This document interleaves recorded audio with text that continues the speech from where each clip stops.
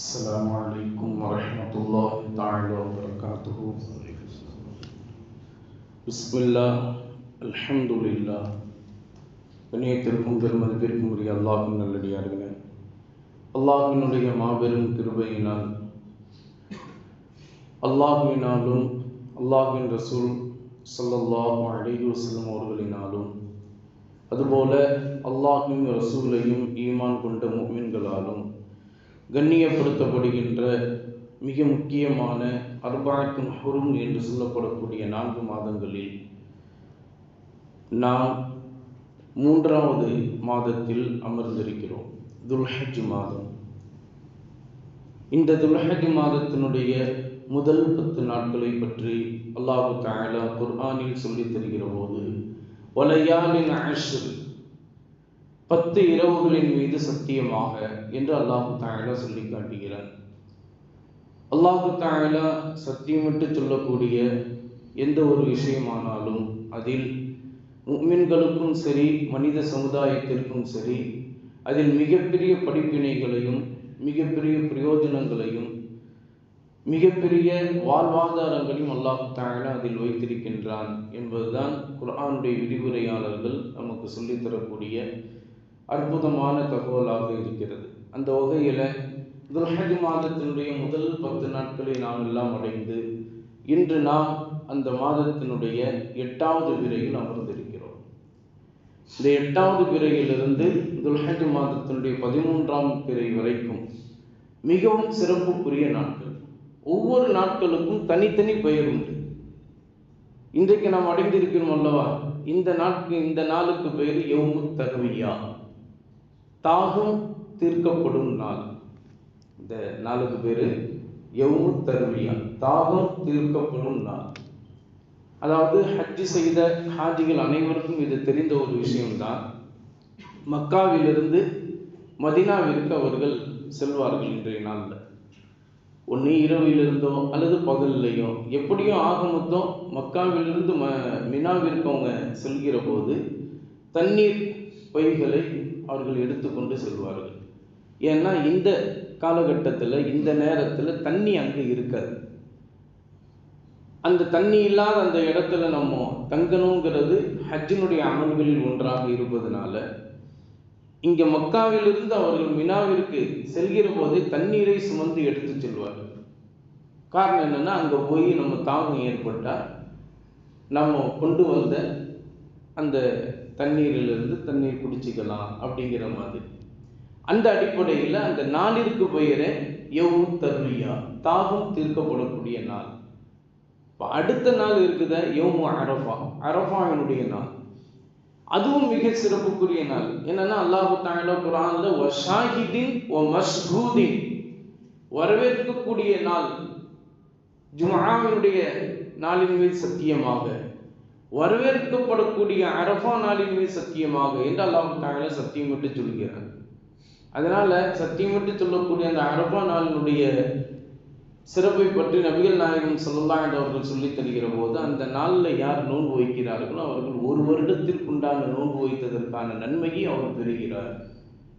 அது மட்டும் இல்லாமல் எந்த வருடத்தில் ஒரு நோன்பு வைக்கிறாரோ அந்த வருடத்திற்கும் அடுத்து வருகின்ற வருடத்திற்கும் இடையில் அவர் என்னென்ன பாவங்கள் செய்கிறார்கள், அதாவது பெரும்பாவத்தை தவிர சிறு பாவங்கள் என்னென்ன பாவங்கள் செய்கிறார்களோ அத்தனை பாவங்களுக்கும் இந்த ஒரு நாள் நோன்பு கஃபாராவாக, குற்றப்பரிகாரமாக இருக்கிறது என்று நபிகள் நாயகம் ஸல்லல்லாஹு அலைஹி அவர்கள் சொல்லி இருக்கிறார்கள். அது மட்டும் இல்லாமல் நபி ஸல்லல்லாஹு அலைஹி அவர்கள் சுன்னத்தான நோன்புகளை நமக்கு கற்றுத்தந்த அந்த பட்டியலில் அரஃபா நாளுடைய நோன்பு மிக முக்கியமான சுன்னத்து முஅக்கதா, பிரத்யேகமான சுன்னத்தான நோன்பாக இருக்கிறது என்று நமக்கு சொல்லி தருகிறார்கள். இன்னும் சொல்ல போனா, இந்த நோன்பை வைக்காம விட்டா குற்றவாளியாக ஆகுவதற்கும் இடம் உண்டு அப்படிங்கிற அளவுக்கு மார்க்க சட்ட வல்லுநர்கள் அரஃபா நாளுடைய நோன்பை அவ்வளவு முக்கியத்துவம் கொடுத்து நமக்கு சொல்லி காட்டுகிறார்கள்.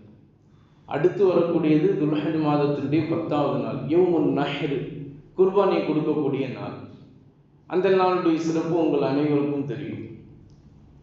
ஏழைகளை சந்தோஷப்படுத்தக்கூடிய நபி இப்ராஹிம் அலைஹிஸ்ஸலாத்து வஸ்ஸலாம் ஹலீலுல்லா, அல்லாஹ்வினுடைய உற்றத்தோழர், அல்லாஹ்வுடைய டியர் ஃப்ரெண்டு, அவங்களுடைய தியாகத்தை அவங்களுடைய குடும்பமே செய்த அன்னை ஹாஜரா அலைஹி ஸலாத்து வஸ்ஸலாம், நபி இஸ்மாயில் அலைஹி ஸலாத்து வஸ்ஸலாம் என்று அவங்களுடைய குடும்பமே சேர்ந்து செய்த அந்த தியாகத்தை உணர்த்தி செய்யப்படக்கூடிய அந்த குர்பானி கொடுக்கக்கூடிய நாளுக்கு யௌமுன் நஹர் என்று பெயர்.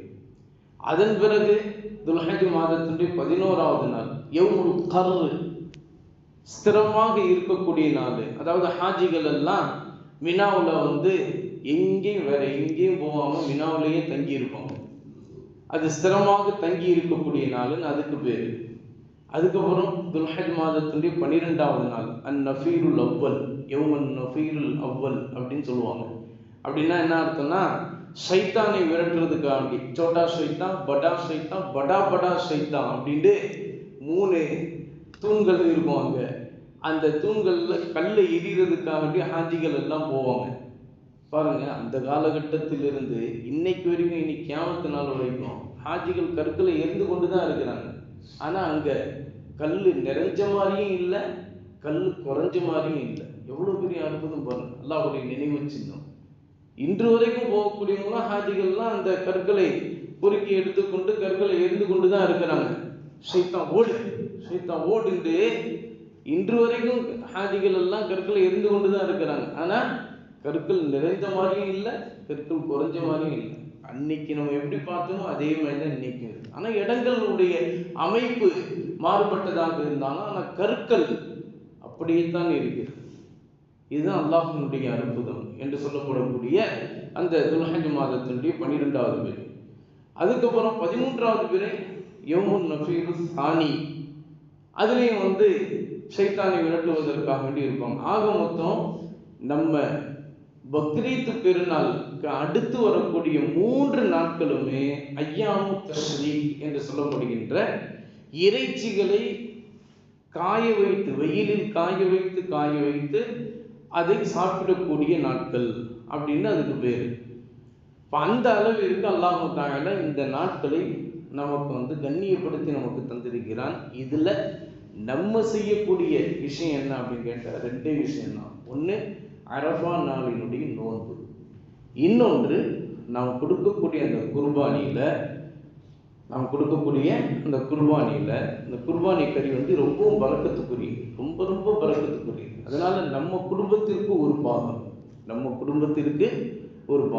நம்முடைய உறவினர்களுக்கு ஒரு பாகம், அதே போல ஏழைகளுக்கு ஒரு பாகம் என்று எடுத்து வைத்து நாம் கொடுப்பது என்பது நபிகள் நாயகம் ஸல்லல்லாஹு அலைஹி வஸல்லம் அவர்கள் நமக்கு அறிவித்து தந்த, அது மட்டும் இல்லாமல் அவர்களும் செய்து காட்டிய மிகச்சிறந்த ஒரு அமல் தான் குர்பானி. இந்த குர்பானியினுடைய அந்த நோக்கமே அல்லாஹ்வுடைய அந்த இறையச்சத்தை நாம் வெளிப்படுத்தி காட்டுவது தான் அதனுடைய அடையாளம் என்கின்ற அடிப்படையில் இவ்வளவு சிறப்புக்குரிய அந்த நாட்களில் நம்முடைய கஷ்டங்களை சொல்லி அந்த குர்பானி அமலை நம்ம செய்யாமல் விடக்கூடாது.